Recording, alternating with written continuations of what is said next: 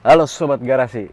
Nah, kali ini kita sudah berada di interior dari mobil yang fenomenal pada awal keluarnya, yaitu pabrikan BYD. Nah, kebetulan ini adalah versi yang MPV-nya, BYD M6. Nah, BYD M6 sendiri dia terbagi menjadi dua varian. Yang pertama yang superior dan yang di bawahnya itu yang standar.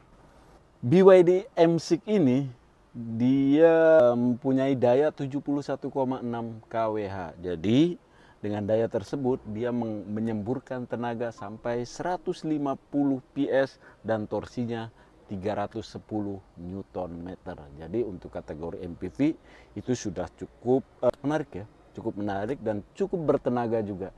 Nah, untuk pilihan yang superior sendiri, dia terdiri dari dua jenis untuk bagian interiornya. Karena ada yang captain seat atau yang 6 seater, karena di bagian keduanya atau di row 2-nya dia sudah captain seat. Terus ada yang standarnya atau 7 seater.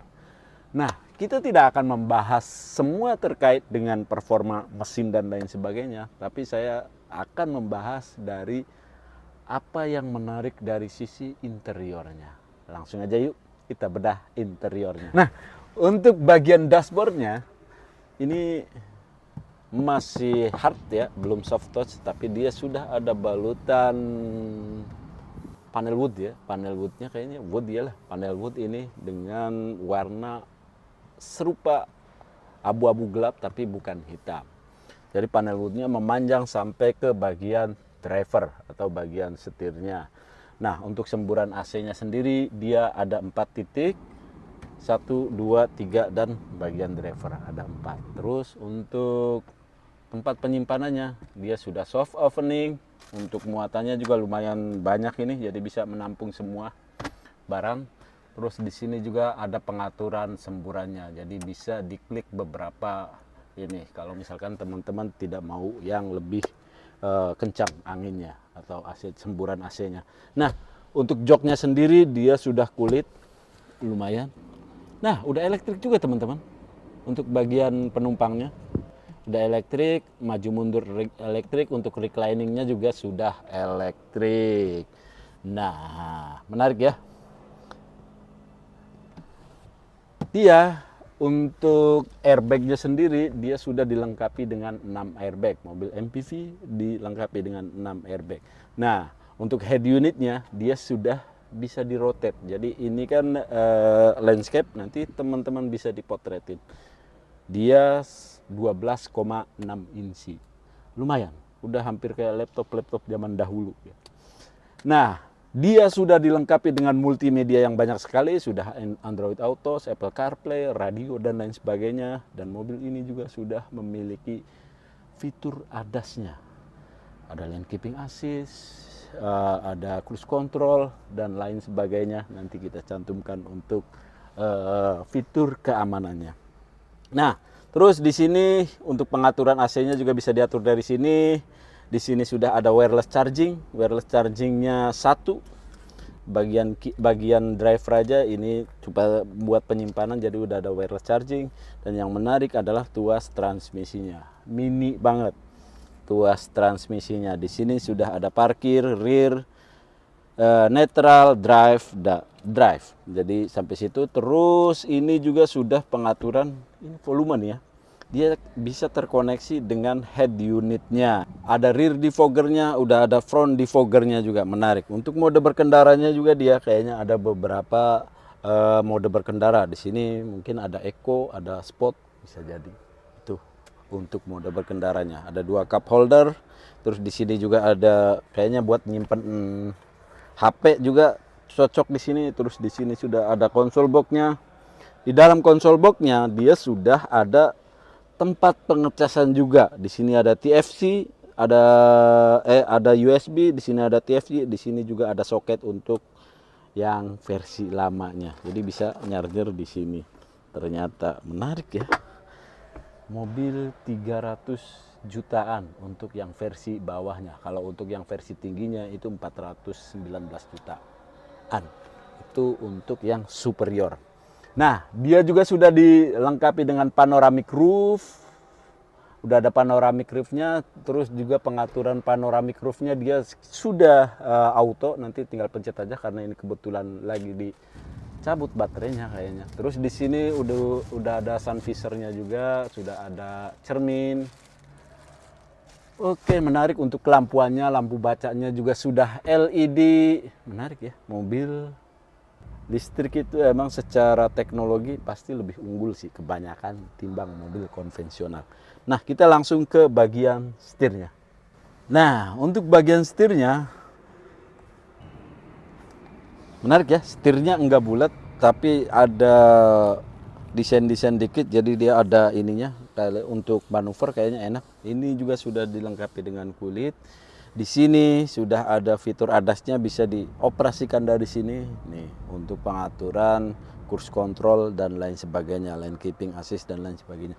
Terus dia sudah ada audio steering switch-nya, bisa terkoneksi juga dengan head unit utamanya. Terus juga untuk MID-nya dia masih analog.